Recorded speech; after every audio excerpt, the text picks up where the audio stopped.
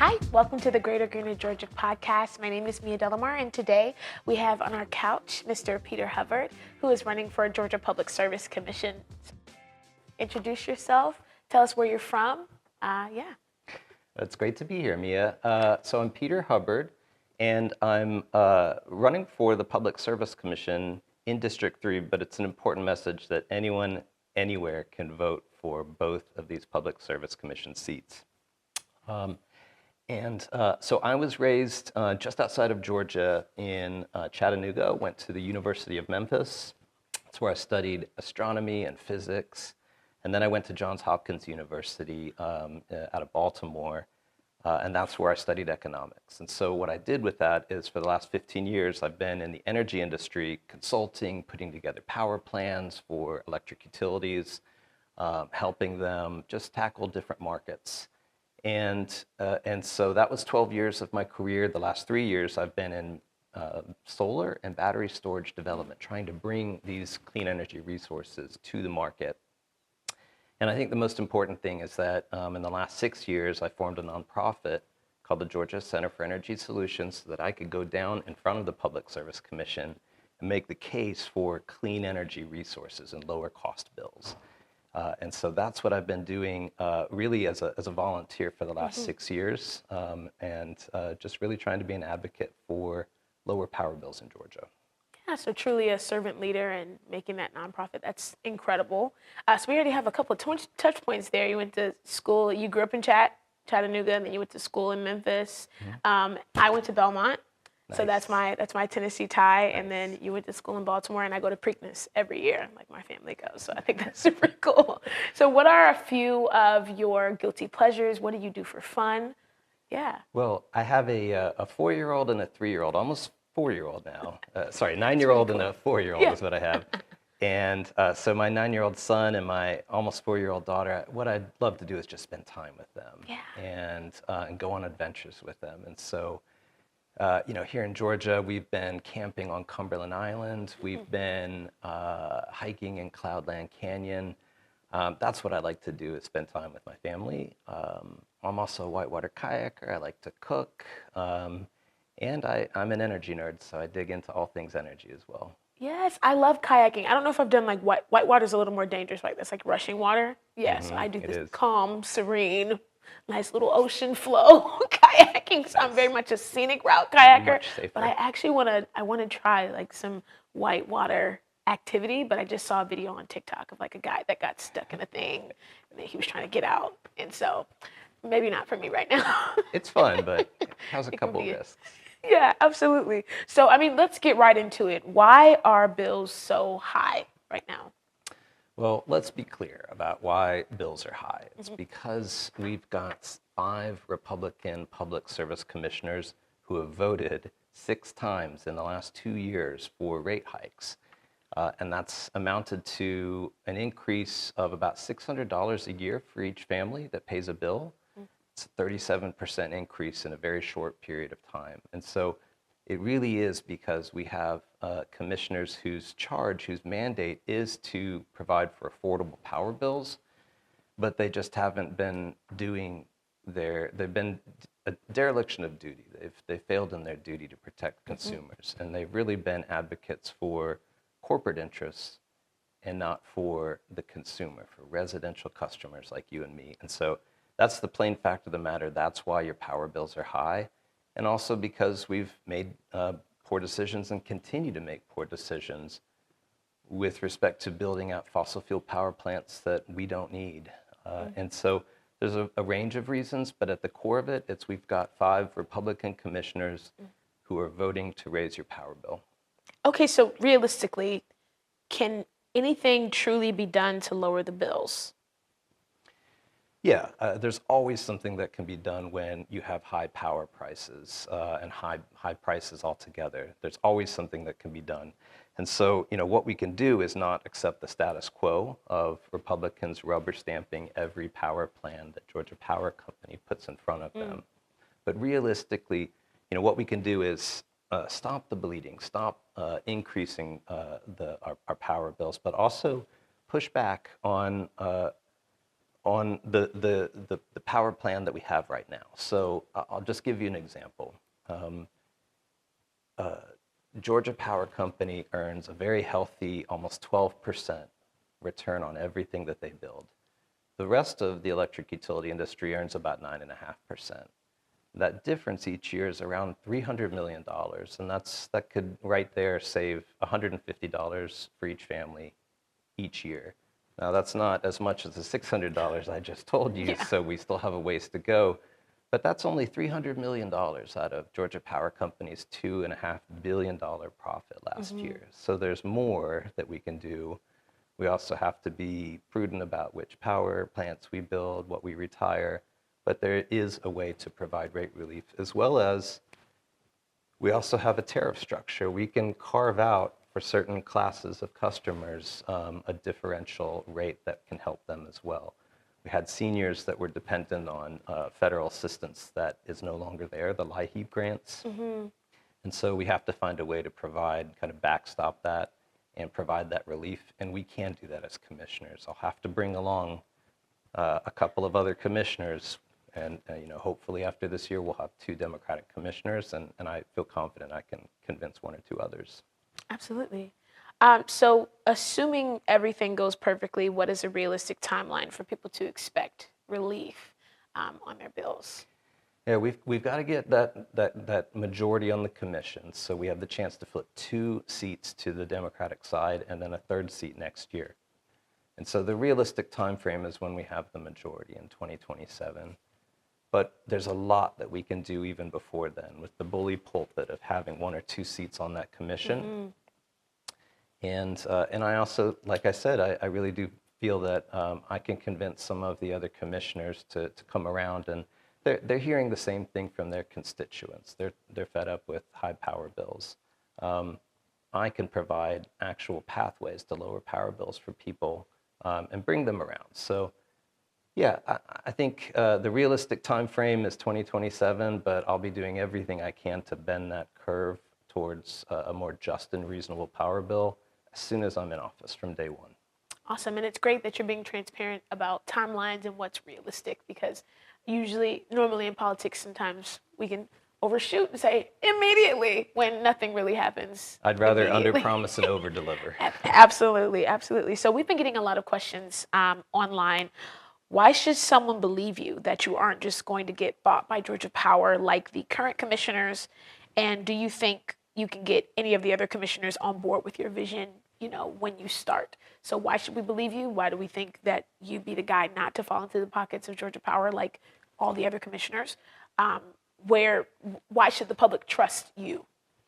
It's a really great question, and I understand why people ask that question, because that's been the status quo. The 5 Republican commissioners right now accept an incredible amount of money from the companies that they regulate, from the lawyers that represent the companies that they regulate, and from the retired executives and other affiliates of the companies they regulate. So the status quo right now is corruption and unethical practice and unaccountability.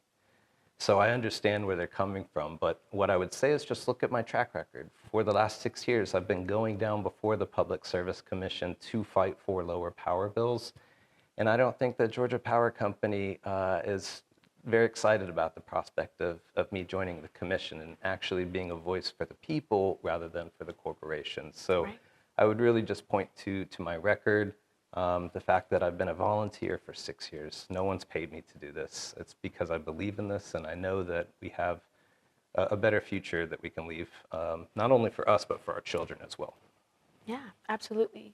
So when did you first learn about the PSC, and what was your introduction to the Public Service Commission? So I moved to Georgia a decade ago, and my job was putting together power plans for utilities and assessing how they interact in the market.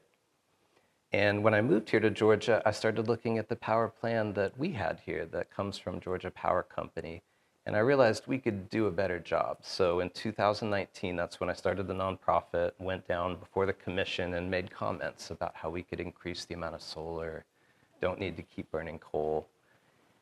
And it fell on deaf ears. And then in the 2022 Integrated Resource Plan, 3 years later, That is when I sharpened my criticism because there was a lot of really self-dealing. So Georgia Power Company contracted for almost 2,400 megawatts of capacity.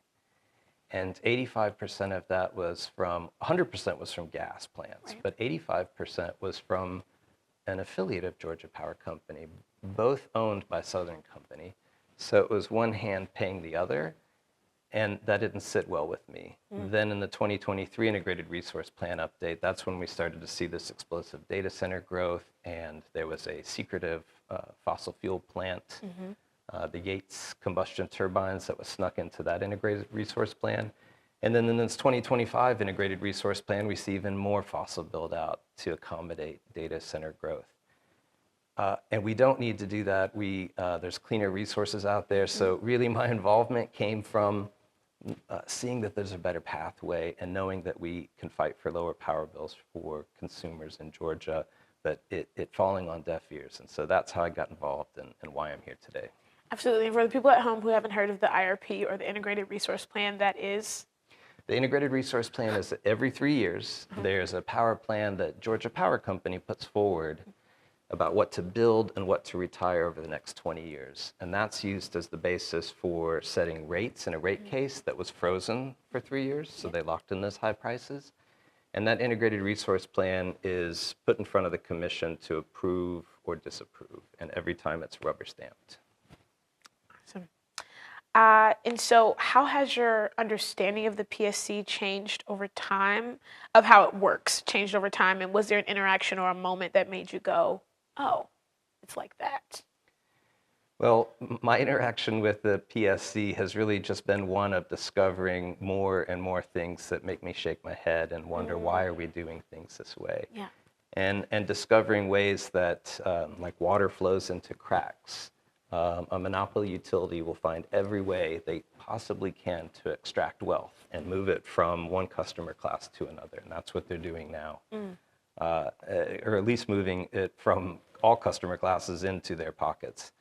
And so just discovering more and more of these failures of the Public Service Commission to lead and to be accountable, discovering different ways that we're not fighting for families that are suffering under higher power bills, all of those things, that's what's changed, is my perception of the commission as being there for the public service. It's right there in the name. They're there for the corporate service, and that has to change. Yeah. So out of that, with having the need for change, when was it that you decided to run? Well, as you may or may not know, elections have been canceled for a number of years. The incumbent, my opponent, Fitz Johnson, has not been elected for 4 or 5 years now. So this is the first chance that voters have for accountability at the Public Service Commission in a very long time. I would have run earlier if I'd had the opportunity, but this was the first chance in 4 or 5 years to even run for office at the Public Service Commission. So now is the right time. Absolutely. So do you have a message for communities in South Georgia that may not know you or your record? Sure. Yeah, South Georgia is a place that deserves every bit as much attention as Atlanta or Savannah or the other areas of Georgia. And South Georgia in particular, they're not immune to high power bills. They're seeing power bills that are starting to look like car payments or even mortgage payments, $600, $800. And it doesn't have to be that way. And even when they try and do the right thing, for example, put solar on the roof, they're only getting 30% of what it costs to buy that energy when they sell it back to the grid. So they never pay off their solar if they try and do it that way. And they're also fighting against things like gas pipeline build out. There's a lot of gas pipeline build out and compressor stations and other infrastructure that spews things that cause asthma into the air. And so South Georgians are also dealing with a lot of that as well. There's a whole host of issues that the Public Service Commission could be paying attention to, but it's just not a priority for them. So And speaking of South Georgia and other parts of Georgia that aren't really as highlighted as they should be, in Sparta, Georgia, a railroad company has controversially used eminent domain to seize land from a majority black community to expand its business interests. The company says that the increase in tax revenue for the country, around $1 million a year, means that it's in the public's interest for them to do so. Do you think it's ever in the public's interest for a private company to be able to use eminent domain? No, I don't think it is right for a private company that will profit privately to be able to say to another landowner, my use is a better use of that land than your use, and then to take it without adequate compensation, I would add. They did not receive adequate compensation for that eminent domain use. And so, no, it has to be in the public interest, and I think that was a poorly served family. The Sandersville Railroad case in Hancock County, I don't think that the Public Service Commission voted the right way there. Absolutely. So a lot of our youth, Gen Z, I happen to be one of those, Gen Z, are very, very involved on TikTok and social media and places like that. And some of us are not going to commission, we're not going to come to a meeting or whatever, but we are going to be on social media talking about how high our bills are. I've seen that a million times. Or we should be getting out to vote and all of those things. We're going to vote. We're going to be active in that way. How are you going to stay connected to people like me who are the up-and-coming biggest voters that we'll have after the next generation before us? We're the second round of biggest voters. How are you going to stay connected with us and make sure that you are communicating with us about what you're doing in our communities, since your vote will impact the entire state, and not just whatever district, but you're voting for all of us. So how do you plan to stay connected with the younger voter? It's a great question, and I know that as a public service commissioner with the resources, I'll be able to get out and actually visit places throughout the state, and make sure that everyone knows, if they'd like to talk to me in person, I can come and talk to them. But I'm also discovering in this campaign that video is amazing, and yes. I am seeing a lot of enthusiasm in all corners of social media, and it's pretty awesome to see. Because I think people are frustrated with what's going on, the nonsense at the federal level, but here's something they can do that's concrete and tangible and take action at the state level and actually leave the world a better place, do something about their clean energy future. You're absolutely right. Getting out to vote, calling friends, making sure they have a plan to vote November 4th and that they can vote for 2 commissioners. It's a chance to flip 2 public service commission seats and another one next year. That's a very valuable thing, and I want to make sure that everyone knows that we'll stay connected as best they'd want to, putting out videos about what we're up to and what the power plan is and how we're going to make the most of this first-year term with Democrats on the commission. Yeah, I think one thing a lot of us can appreciate is when we don't feel like our politicians or the people that we voted for are untouchable, meaning that they're unreachable, untouchable, and they don't want to speak to us. We vote them in, and then they disappear. And then we find out they voted on this big thing that should have never happened. And so I love to see transparency and plans for, outreach and to be out in the community. Well, one other thing to mention is just that this is normally a 6-year term for a commissioner. But this time it's only a 1-year term. I drew the short straw. And so I have to immediately start proving myself and being actionable and accountable right from the start if I want to be elected after a 1-year term. So right from the start, I have to be out there in the public. How do you think the landscape will change for you and any other person running for a commission seat, which would be District 5, which would be up next year? 5 will be up next year, along with 3, in a year like 2026? Well, I think we have a tremendous amount of momentum. And when we win in November and flip 2 seats, what that does is signal that the people are hungry in Georgia and that they want to see some change and some accountability. And we need people to come out next November for John Ossoff. We need people to come out for the governorship and the lieutenant governor, and start to put people in a position of authority who will be accountable and who will listen to the people. And as a Public Service Commission constitutional officer, I have a bully pulpit, and I will use it, go down to the legislature, talk about bills that will help lower power bills for folks, And there's a whole host of things that we can be doing. So the dynamic will change a lot next year when we Yeah. flip 2 seats. Yeah, absolutely. So, what would you like to have your legacy be in politics, as a person, as a human who is standing up for those who don't always have a voice? What would you like your legacy to be?